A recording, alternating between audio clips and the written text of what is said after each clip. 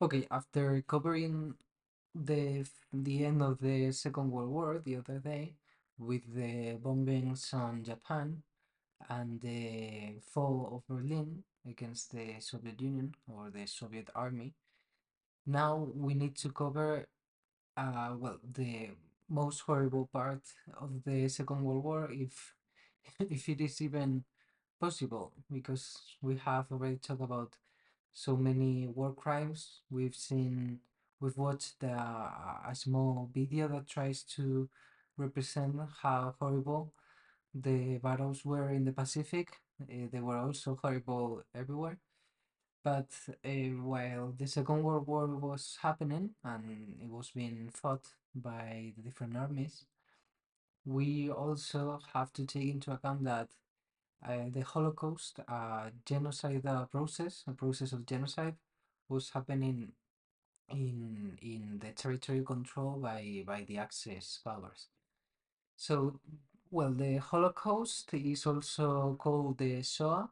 Shoah is the name that is given in gibberish, in Hebreo, the language of the Jewish population, of the Jewish people, which means the catastrophe.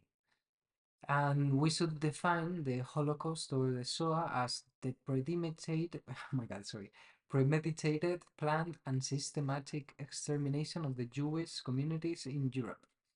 This persecution also affected other groups such as Romas, Gypsies, or homosexuals, as you know, as other groups.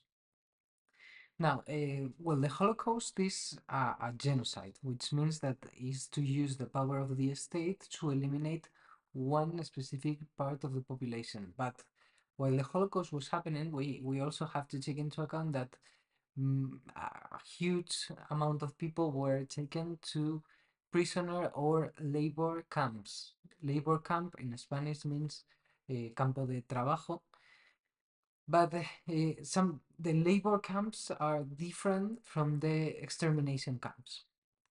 Labor camps were very common, and it is the place where people who participated in, for example, political parties that didn't agree with the Nazis, like political parties of the left, or maybe you have, I don't know, people who didn't want to work with the Nazis. Well, the Nazis, if they consider them, uh, how to say this, if the Nazis consider that these people were difficult to keep in society, they were dangerous, just as in the political sense, or the political meaning of the word, meaning that these people are going to, for example, spread ideas that go against the idea of Germany that the Nazis had. Well, they were taken to concentration camps or labor camps. During the Second World War, much of the ammunition or the weapons were produced or were made by political prisoners. But this type of concentration camps also existed, for example, in the United States for the Japanese population. But an extermination camp is different, and well, the time it took for this to happen, for the extermination camps to exist, we have to study it as a process that developed with time. So we must understand the Holocaust as a process which began in 1933 when Hitler took power in Germany. We have already studied some of the measures that were adopted in Germany against the Jewish people to eliminate them from public life, reducing their economic capacity. Officials, which means funcionarios who were Jewish, were fired. Works of art by Jewish authors were destroyed. We have the Nuremberg Laws 1935 that prohibit marriages between German citizens and Jewish people. In 1938, a campaign of Aryanization began, which means to try to give all the powers, all the important positions in society to Aryan people, Arios. It started, so businesses and properties of the Jews are going to be taken by the state, because there will be a decree that forced the Jewish people to cease their companies or to stop working as, to stop working. Many Jewish people were forced to sell what they had, their assets, for a very low value before the decree was established. If you know you're going to be taken, your company is going to be taken, it is better to sell it before it is taken. But of course, the value, the money you're going to be paid is less than what is should. That same year, in November, the Night of Broken Glass happened in Germany and Austria. Members of the Assault Division, the SA, remember this is the paramilitary group of the Nazis, and members of the Hitler Youth looted synagogues, homes, and Jewish establishment. About 30,000 Jewish people were arrested and sent to the first concentration camps. Even though Western countries protested formally, it didn't. Nothing happened. The second phase of this process is the ghettos. With the start of the Second World War in September 1939, with the invasion of Poland, around 3 million people around 3 million Jewish people have to be, well, procesados. I mean, they need to, the Nazi party had to do something with this million of Jewish people. So the first thing they're going to do is to confine them, to create ghettos for the Jewish people. These are neighborhoods in cities where the Jewish people are forced to concentrate in one neighborhood and they cannot get out. The conditions are going to be very difficult, very hard for these people, with shortages, with hunger, with the prohibition to get to the street during night. Here are a few photos. These are Jewish people being forced to make a wall for their own neighborhood so they cannot live. These are the Jewish people being taken to these ghettos. On this map, we have a Holocaust in occupied Poland. And main cities with ghettos are these ones. We have Lodz, we have, well, Krakow, Cracovia, we have Warsaw, Varsovia. Here is a picture with a map with the territories that had concentration camps. You can see there are a lot of them in Germany, Poland, Austria. But these ones, the bigger dots, are the extermination camps. You can see that most of them are in Poland, in Ukraine, in the frontier between Poland and Belarus. The third phase is the extermination phase. In December of 1941, when Germany invades the Soviet Union, millions of Jews are now under control of the Nazis because millions of Jewish people lived in the Soviet Union. This starts the most brutal phase of the genocide. Nazi authorities considered that Jewish population had to be eliminated as Russian territory was conquered. At the end of 1942, the number of Jewish victims in Russia amounted to 1 million. Here you have some works that represent or try to talk about the Holocaust. You probably already know this book. It's very famous. There is a movie. This movie is amazing. You should watch Pianista. But my favorite is Mouse, which is a graphic novel that represents a real story of how one kid who, well, not kid, one young adult who managed to get to the United States after the Second World War, He talks about his story in Germany during this time in Poland. I really recommend you to read in Mouse. During this invasion, the Nazis, for example, they create a group of the SS. You know that the SS is the paramilitary group that is created to protect Hitler.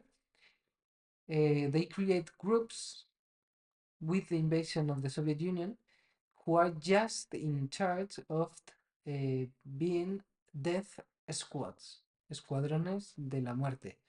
They are only dedicated to eliminate selectively civilians, not soldiers. They don't fight battles. They get they stay not in the front. They stay at the back of the battle to kill some civilians. Who are these civilians? They are to kill Jewish people. We have already read an interview of Hitler in 1922, in which he already expressed what he wanted to do against the Jewish people. When Hell, who is the Joseph Hell, is the journalist who interviewed Hitler, asked Hitler what he intended doing if he ever had full freedom of action against the Jews. His response was, "If I am ever really in power, the destruction of the Jews will be my first and most important job. As soon as I have power, I shall have gallows after gallows erected, for example, in Munich or in the Marienplatz, as many of them as traffic allows. Then the Jews will be hanged one after another, and they will stay hanging until they stink. They will stay hanging as long as hygienically possible. As soon as they are untied, then the next group will follow, and that will continue until the last Jew in Munich is exterminated. Exactly the same procedure will be followed in other cities until Germany is cleansed of the last Jew." Gallow and hang means when you kill someone by hanging. En español se llama la horca. Here, in 1920, a speech delivered by Hitler in Salzburg in a National Socialist for the German workers meeting. The following quotation is from a shorthand transcript, which means that this was taken. These are notes from someone who attended the meeting. "This is the first demand we must raise and do to reverse or reversal of the Versailles Treaty provisions that will our people be set free, that these chains be burst asunder, that Germany be once again captain of her soul and master of her destinies, together with all those who want to join Germany. And the fulfillment of this first demand will then open up the way for all the other reforms. And here is one thing that perhaps distinguishes us from you, Austrians, as far as our program is concerned, although it is very much in the spirit of things. Our attitude to the Jewish problem. For us, this is not a problem you can turn a blind eye to one to be solved by small concessions. For us, it is a problem of whether our nation can ever recover its health, whether the Jewish spirit can ever really be eradicated. Don't be misled into thinking you can fight a disease without killing the carrier, without destroying the bacillus. Don't think you can fight racial tuberculosis without taking care to rid the nation of the carrier of that racial tuberculosis. This Jewish contamination will not subside. This poisoning of the nation will not end until the carrier himself, the Jew, has been banished from our midst. Applause. So, in January 1942, there is a conference. We called it the Wannsee Conference in Berlin, in this building you have here, which brought together members of the Nazi Party, the SS. These are the I told you before. These are the paramilitary group that was created to protect Hitler himself, and some German businessmen. In this conference is where they agreed on the final solution. This final solution will cause the mass and planned elimination of the Jews, because the final solution consisted in signing, agreeing on killing the Jewish people of the occupied territories in gas chambers, and the disappearance of the bodies in crematorium ovens, hornos crematorios. Some of the most terrible death camps will be Treblinka, Auschwitz, Sobibor, Belzec. In Auschwitz, more than 1 million Jews and about 3,000 gypsies were murdered, in addition to carrying out terrible genetic and medical experiments. After the end of the war in 1945, it is when the Allies will be able to see the complete horror that the Nazis had been doing during the Second World War. After the end of the war in 1945, the Allies released the prisoners from these camps and discovered with horror the terrible facts what had been happening. During the Second World War, people didn't know about this. They didn't know this had been happening or going on. So let's see some photos about this is the horrible process. This photo is from and many of the photos are from the Paris Holocaust Memorial. Here we have a German soldier shooting a Ukrainian Jew during a mass execution in Vinnytsia, Ukraine, between 1941 and 1943. The image is titled "The Last Jew in Vinnytsia." The text, which was written on the reverse of a photograph, which was found in a photo album belonging to a German soldier. Here we have a man carrying away the bodies of Jews killed in the Warsaw Ghetto in 1943, where people were starving in the streets. You can imagine how considerate were the Germans with the Jewish people in the ghettos. They will be left to die without food. The situation in the ghettos will be the most horrible possible. Every morning around 4 or 5 a.m., a dozen or more corpses were collected from the streets. The bodies of the dead Jews were cremated in the deep pits.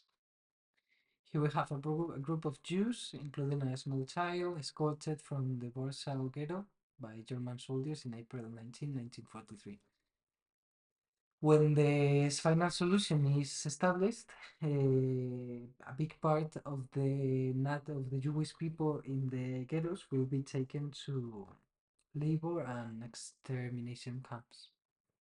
This image was part of a report from SS General Stroop to his commanding officer and was presented as evidence at the Nuremberg War Crimes Trials.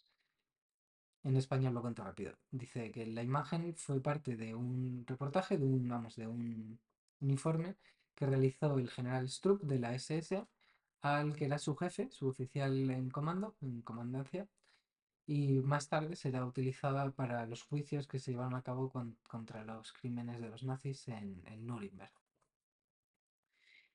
Here we have a German in military uniform shooting a Jewish woman after a mass execution in Mitsotsk, Ukraine.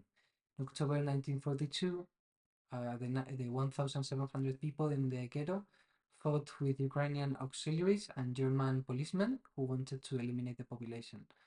The people in the ghetto will revolt against Ukrainian auxiliaries, helping the Nazis and German policemen. About half of the residents were able to flee or hide during the confusion before the uprising was finally put down. The captured survivors were taken to a ravine and shot. Here we have trains bringing Jewish people to Auschwitz. These are the doors of Auschwitz. They are the most famous doors in the world, probably. You probably have already seen them.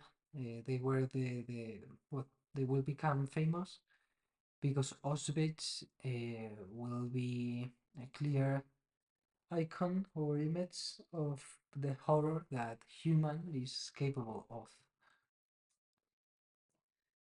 Here we have American soldiers quietly inspecting some of the train wagons full of dead Nazi prisoners who were taken to one of the concentration camps, Dachau, in Germany.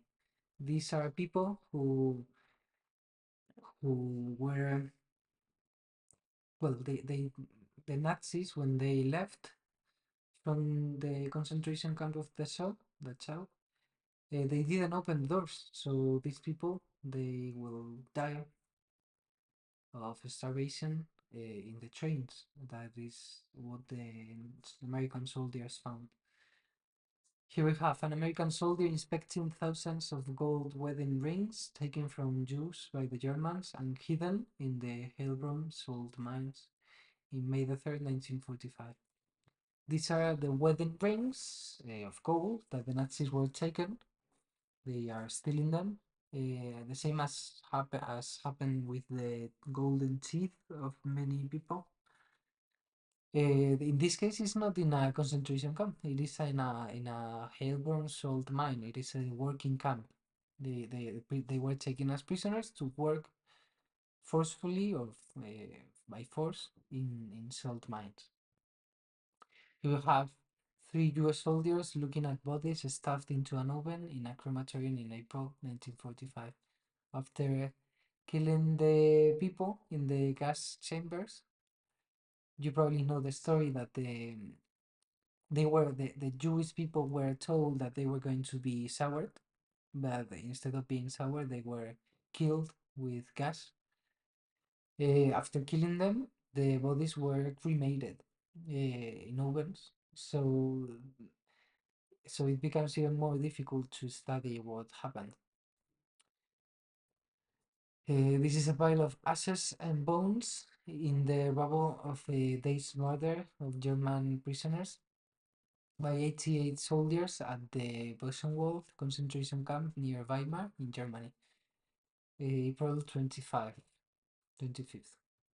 Prisoners at the electric fence of the Dachau concentration camp cheer on US soldiers in Dachau, Germany, in an undated photo.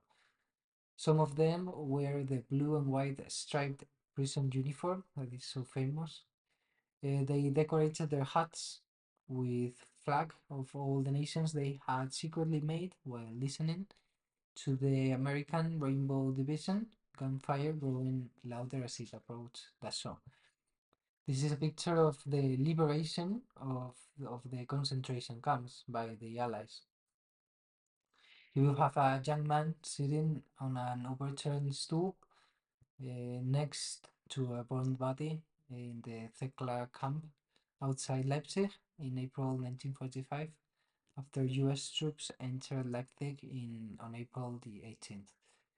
That day, the workers of the Thekla aircraft factory were locked in an isolated factory building by the Germans and burned alive by firebombs.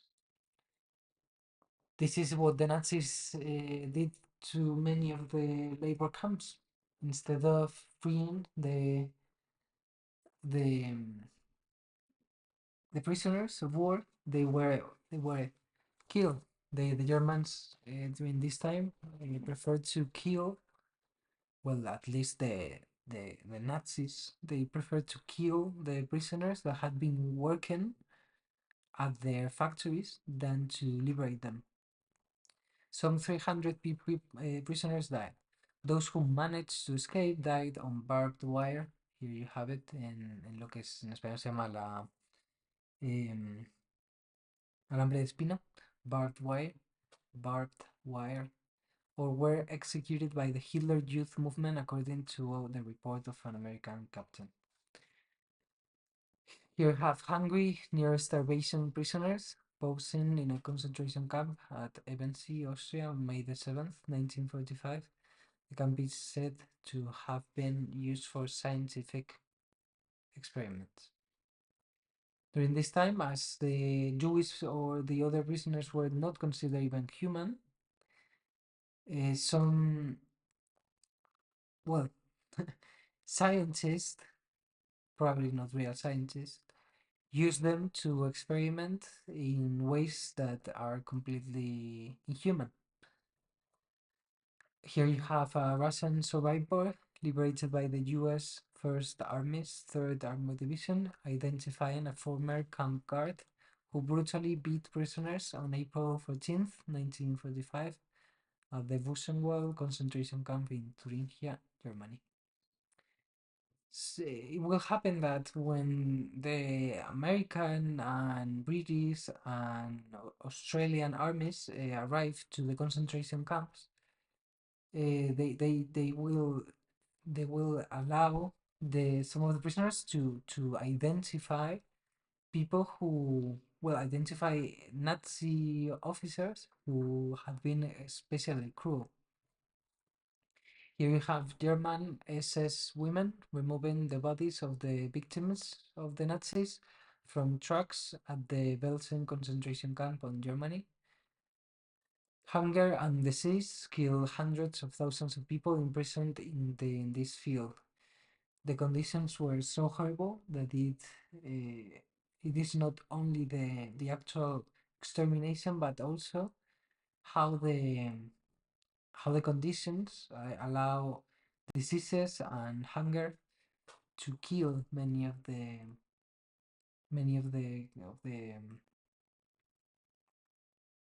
prisoners. British soldiers holding rifles in the background stand in the dirt that will fill the mass grave. Now, I uploaded also two links to YouTube interviews that I want you to please watch and just please think about the Holocaust and answer the question that you have in classroom. Thank you and see you next day.